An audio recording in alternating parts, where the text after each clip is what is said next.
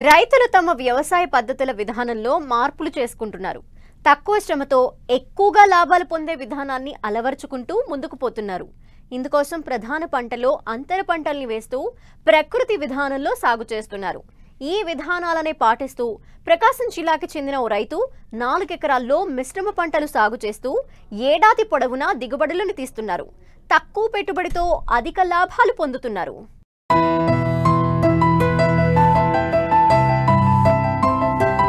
ఇదిగో ఇక్కడ కనిపిస్తున్న ఈ వ్యవసాయ క్షేత్రం చూడండి. తీరొక్క పంటలు కనిపిస్తున్నాయి కదూ.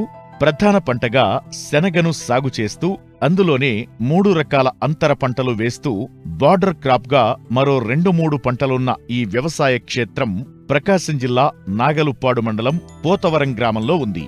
దీనిని సాగు చేస్తున్న ఈ రైతు పేరు నాగేశ్వరరావు.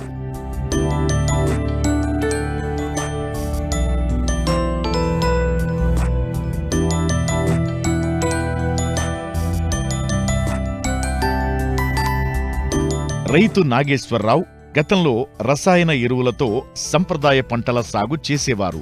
అయితే పంటల సాగులో పెరుగుతున్న పెట్టుబడులకు తోడు మార్కెట్లో పంటలకు గిట్టుబాటు ధర రాకపోవడంతో ప్రకృతి వ్యవసాయ అధికారుల సూచనల మేరకు 7 ఏళ్లుగా ప్రకృతి వ్యవసాయం చేస్తున్నారు.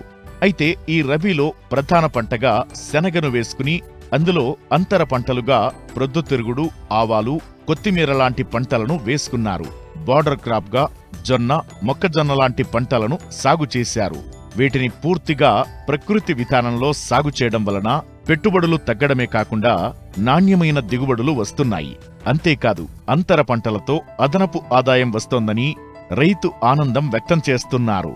శనగ పంట ఈ ప్రకృతి వ్యవసాయం అనేది 4 ఎకరాలు వేసాం.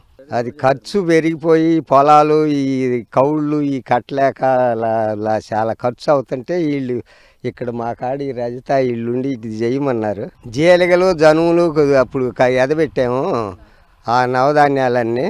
తర్వాత 40-45 రోజుల్లో దాన్ని దున్నాము, కలిగి దున్నాము. తర్వాత ఇక మేము మామూలు ఒక వాన పడ్డాక అది నేలలో కలిసిపోయినాక ఇక మేము గొర్రెలు తోలుకొని భూమిని సిద్ధం చేసాము. ప్రకృతి వ్యవసాయం వాళ్ళు అన్నీ ఇస్తున్నారు మాకు. ఆ జీవామృతం ఇవన్నీ విత్తనాలతోటి కలిపేయి ఇవన్నీ వాళ్ళే ఇస్తున్నారు. వాళ్ళు ఎప్పటికప్పుడు చెబుతున్నారు. వాళ్ళు ఎప్పటికప్పుడు చెబుతుంటే వాళ్ళని బట్టి నేను చేసుకుంటా వస్తున్నా. ప్రధాన పంట శనగ, అంతర్గతంగా ఈ పొద్దురుగుడు, కొత్తిమీర, ఇది ఆవాలు 3 రకాలు వేసాం. శనగ అయితే 3 నెలలు 90 రోజుల నుంచి 100 రోజుల లోపు అయిపోద్ది. ఇవి కూడా 100 రోజుల పంటలే. ఇవి కూడా దాదాపు అన్నీ ఒక్కసారే వస్తాయి. ఈ సంవత్సరం వాళ్ళు పోచగిచ్చి వాళ్ళు అందరూ గట్టిగా చెయ్యాలని వాళ్ళు చెబితే వేసాం. ఇవన్నీ కూడా ఈ సంవత్సరం మాత్రం బాగుంది. వాళ్ళు అదే చేప బెల్లము అవి వాళ్ళు తయారు చేసి ఇస్తారు. వాళ్ళే తయారు చేసి ఇస్తున్నారు మాకు.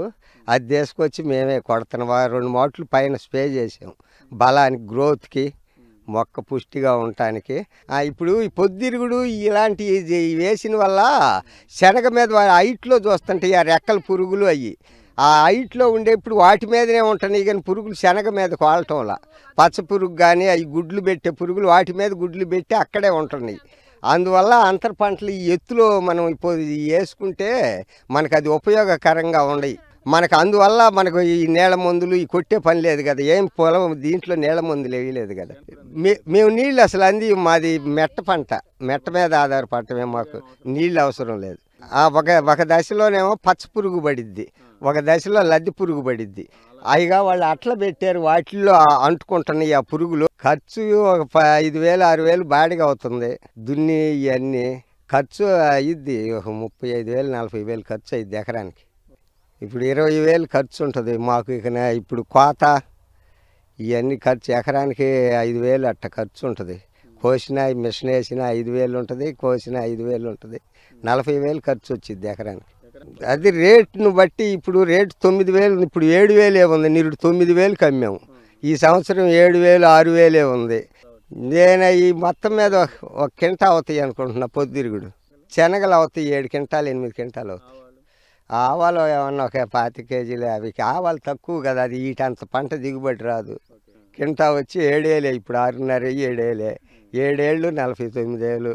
పొద్దురుగుడు 5 కింటా 10,000 ఉండయి. అవి జాగ్రత్త చేసి 1 కింటా అవుతాయి.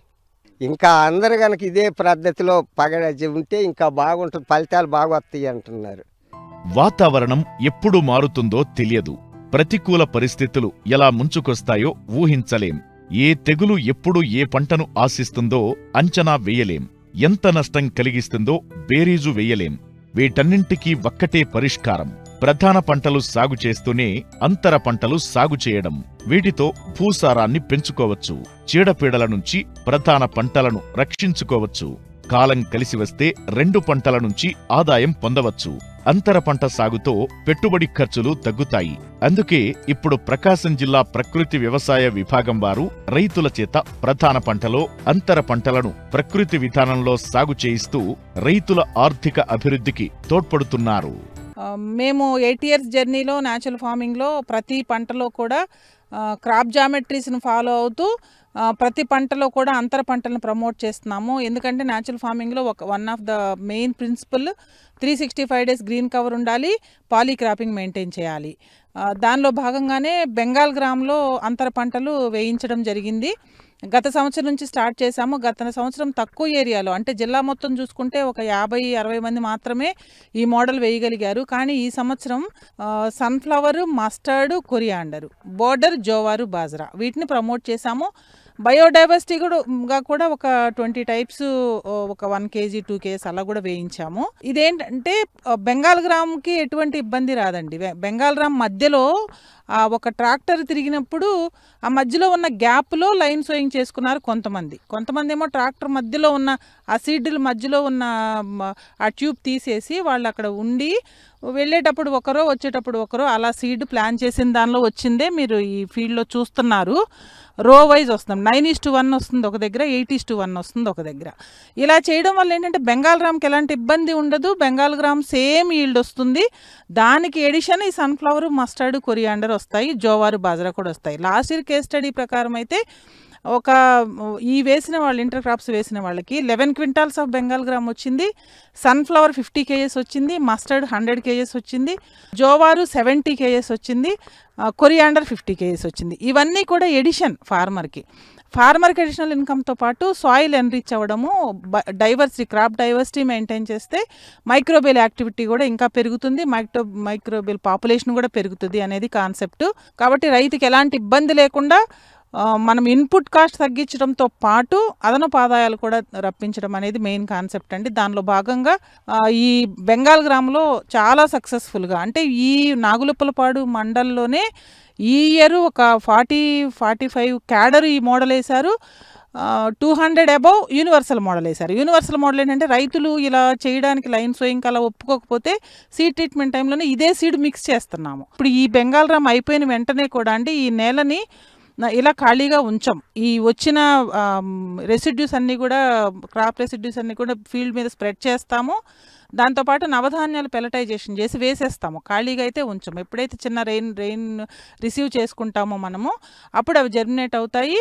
అలాగా మళ్ళీ నెక్స్ట్ బెంగాల్ గ్రామ్ వచ్చే వరకు రిలే సోయింగ్స్తో ఆ 360 PMDSని మేము కంటిన్యూ చేస్తాము.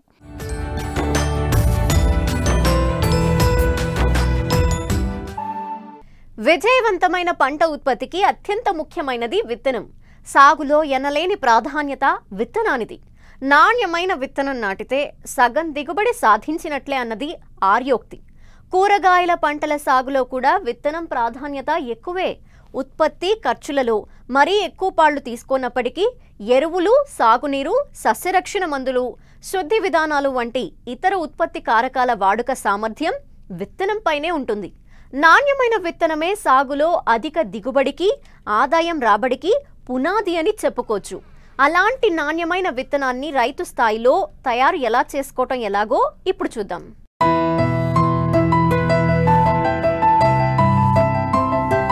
వ్యవసాయ రంగంలో రైతులు అధిక దిగుబడి సాధించడానికి ప్రధానమైన మూలం విత్తనం.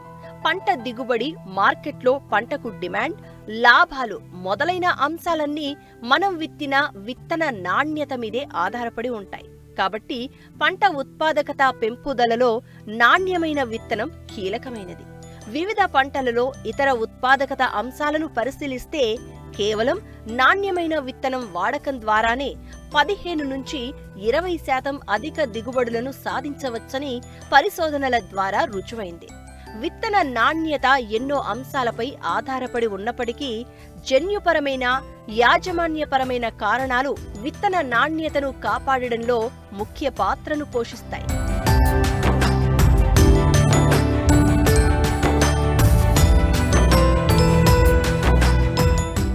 సాధారణంగా విత్తనాలు 2 రకాలు ఉంటాయి. ఒకటి ధృవీకరణ విత్తనం అయితే రెండవది ట్రూత్ఫుల్లీ లేబుల్డ్ విత్తనం.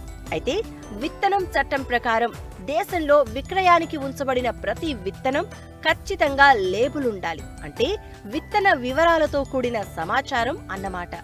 ధృవీకరణ ఉన్నా లేకున్నా లేబుల్ మాత్రం ఉండాల్సిందే.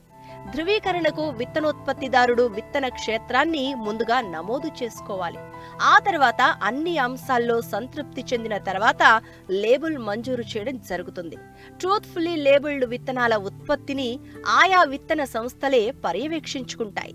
ధృవీకరణ విత్తనాలకు నీలిరంగు లేబుల్, ట్రూత్ఫుల్లీ లేబుల్డ్ విత్తనాలకు ఆకుపచ్చ రంగు లేబుల్ ఉంటుంది. ఉత్పత్తి చేసిన విత్తనాన్ని పంటను బట్టి కొంతకాలం వరకు నిల్వ చేసుకుని సాగుకు వాడుకోవచ్చు.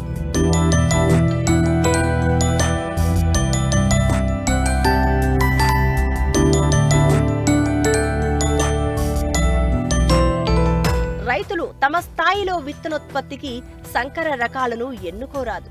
కేవలం ప్రభుత్వ రంగ సంస్థలు, విశ్వవిద్యాలయాలు విడుదల చేసిన రకాల్లో మాత్రమే విత్తనోత్పత్తి చేపట్టాలి. అందుకు కావలసిన విత్తనాన్ని సంబంధిత బ్రీడరు లేదా సదరు సంస్థ లేదా అధీకృత ఏజెన్సీ నుండే పొందాలి. రసీదును భద్రపరుచుకోవాలి. విత్తనోత్పత్తికి ముందుగానే క్షేత్రంలో వేర్పాటు దూరం, మురుగునీరు పోయే సౌకర్యాలను నిర్దేశించుకోవాలి. అప్పుడే మేలైన విత్తనోత్పత్తి సాధ్యమవుతుంది.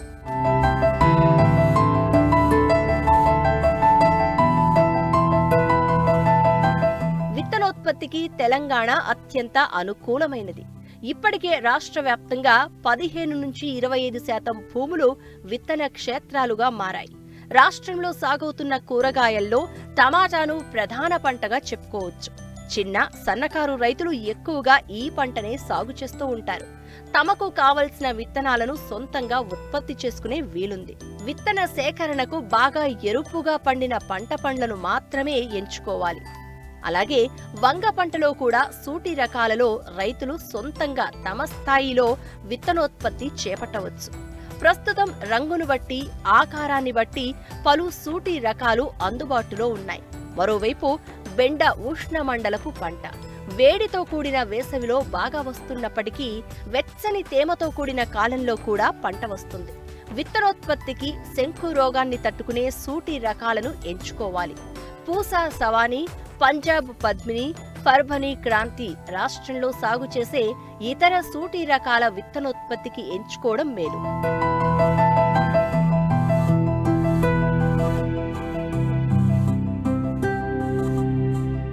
తీగజాతి కూరగాయల్లో విత్తనోత్పత్తి ముఖ్యమైనది.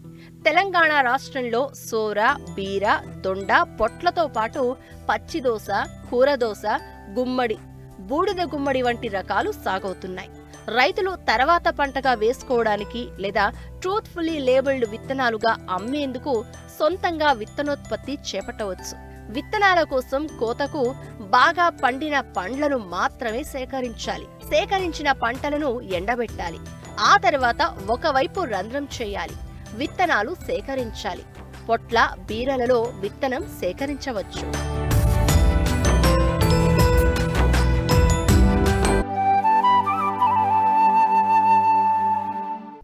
అందరూ ఇష్టంగా తినే కూర ఆలుగడ్డ. పిండి పదార్థాలు అధికంగా ఉండే దుంపను నార్త్ ఇండియాలో అధికంగా పండిస్తారు. తెలంగాణ ప్రాంతంలో కొంత విస్తీర్ణంలో సాగవుతున్నా ఇప్పుడిప్పుడే ఆంధ్రప్రదేశ్లో కూడా కొందరు రైతులు సాగు చేస్తున్నారు. ఈ కోవలోనే పశ్చిమ గోదావరి జిల్లాకు చెందిన ఓ రైతు ప్రయోగాత్మకంగా సాగు చేపట్టారు. అన్ని పంటల కంటే ఆలుగడ్డ సాగే చాలా సులువంటున్నారు.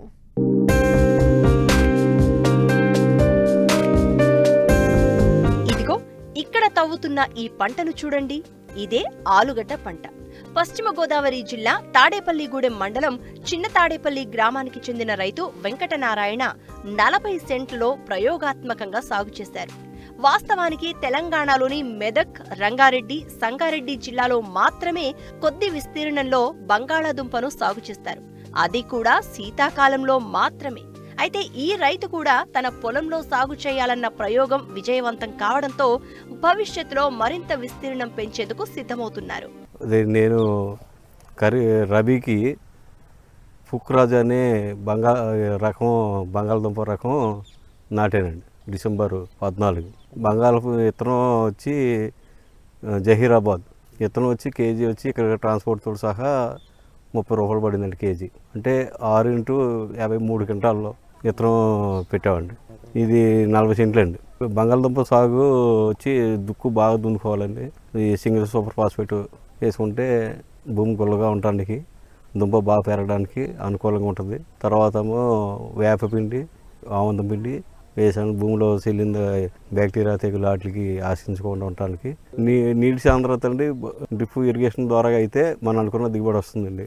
ఫ్లడ్ ఇరిగేషన్ అయితే ఇబ్బంది అవుతుందండి. దుంప కూడా కూలిపోవడానికి ఎక్కువ ఛాన్సెస్ ఉంది కాబట్టి ఇది వాటరింగ్ ఇచ్చి డ్రిప్ ద్వారాగా రోజుకి ఒక 10 నిమిషాలు కానీ పావు గంట కానీ అంతకంటే ఎక్కువ ఇవ్వకూడదు. తెగులు నివారణకి ఈ సూడోమోనాస్, ట్రైకోడర్మా విరిడి ఎక్కువ వాడాను. తర్వాత దాంతోపాటు ఇంకా ఎక్కువ వస్తే ఇది బావిస్టిన్ కానీ M45 అలాగా వచ్చిన తెగులు బట్టి. తర్వాత నెక్స్ట్ వచ్చి అమిస్టర్ టాప్ మార్కెట్లో ఉంది. ప్రతి 10 వారానికి ఒకసారి సూడోమోనాస్ ఇస్తున్నాడు. ఇది మొక్క వచ్చి విత్తన శుద్ధి చేయాలండి.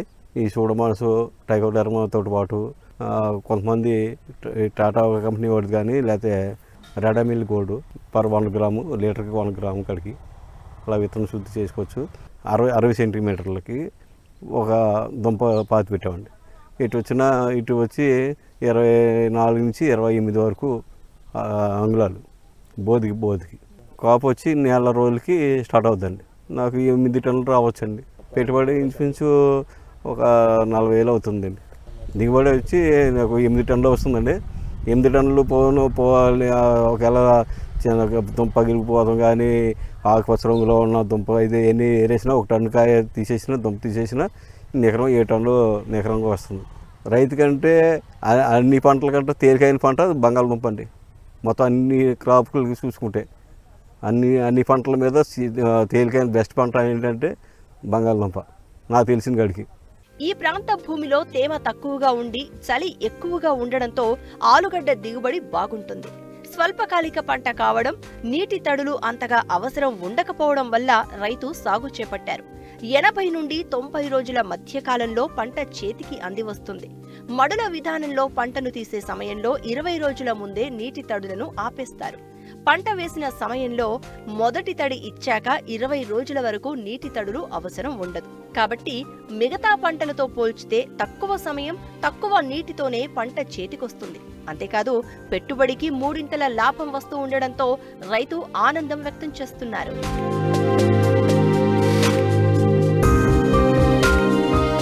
మార్కెట్లలో 2 వారాలుగా పసుపు కొనుగోళ్లు జరుగుతున్నాయి. సరుకు భారీగా వస్తుండటంతో వ్యాపారులు సిండికేట్గా మారి ధర తగ్గించేస్తున్నారు. దీంతో రైతులు తీవ్రంగా నష్టపోతున్నారు. గత ఏడాది సీజన్ ప్రారంభంలో క్వింటాల్ పసుపు 15,000 ధర పలకగా ఈసారి 11,000కు పడిపోయింది.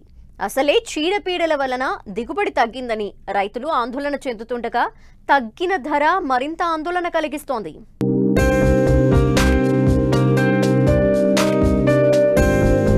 ఆరుగాలం కష్టపడి పండించిన పసుపు పంటకు మద్దతు ధర తక్కువగా ఉందని రైతులు ఆందోళన చెందుతున్నారు.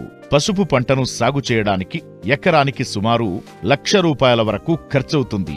పసుపు పంటకు మద్దతు ధర 15,000 ఉంటేనే లాభమని పసుపు రైతులు అంటున్నారు. ప్రస్తుతం సీజన్ ప్రారంభం కావడంతో నిజామాబాద్ జిల్లా మార్కెట్కు పసుపు అధికంగా వస్తోంది. అయితే క్వింటాలు ధర 9,000 నుంచి 11,000 లోపు పలుకుతోంది. దీంతో పెట్టిన పెట్టుబడి మాత్రమే వస్తుందని రైతులు వాపోతున్నారు. గతేడాది ఇదే సీజన్లో క్వింటాలు పసుపు ధర 15,000 పైనే వచ్చిందని, ఈసారి ధర తగ్గడంపై రైతులు ఆందోళన వ్యక్తం చేస్తున్నారు. మార్కెట్కు పసుపు తెచ్చినాము, కాకపోతే గిట్టుబాటు ధర లేదు. పసుపు బోర్డు వచ్చింది సంతోషమే, కానీ పసుపు బోర్డు వచ్చిన దానికి దీని రేటు మీద ఏం డిసైడ్ చేస్తలేరు. మార్కెట్ కమిటీ చైర్మన్ కానీ, పసుపు బోర్డు అధ్యక్షుడు పల్లె గంగారెడ్డి కానీ వీళ్ళందరూ కలిసి రేటు ఫైనల్ చేసి గ్రేడింగ్ పక్కాగా పెట్టండి, సంతోషమే. కానీ రేటు మాత్రం 15,000కు తగ్గకుండా చూడాలని మేము కోరుకుంటాం రైతులం. ప్రస్తుతం ఇవాళ రేటు 9,000 నుంచి 11,000 సుక్క. మనకు గిట్టుబాటు అయితే లేదు ఈ రేటుకు. అంటే ఇంత మంచి గ్రేడింగ్ వేసుకొని తీసుకొని వస్తే పోయినసారి ఇంతకన్నా అంటే కచ్చా మాల్కే ఈ రేట్ వచ్చింది. ఇప్పుడు గ్రేడింగ్ చేసుకురమ్మంటే గ్రేడింగ్ చేసుకొని వచ్చినాం, కానీ ఆ గ్రేడింగ్కి తగ్గట్టు రేట్ లేదు.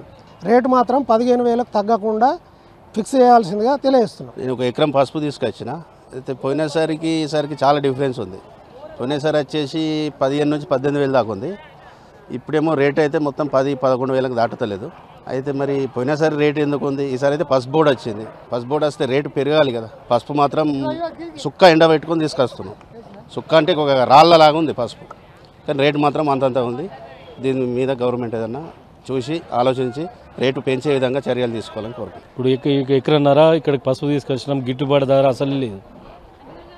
11,000 పోతుంది. 11,000 పోయినా కానీ ఒక ఎకరంకు ₹1,00,000 ఖర్చు పెడుతున్నాం పెట్టుబడి. ఏమొస్తున్నాయి అమ్ముతాయి? ₹1,00,000, ₹1,50,000 వస్తుంది. మెత్తడి తెచ్చినా అని పోయింది, పైసలు అప్పుడు వచ్చినాయి.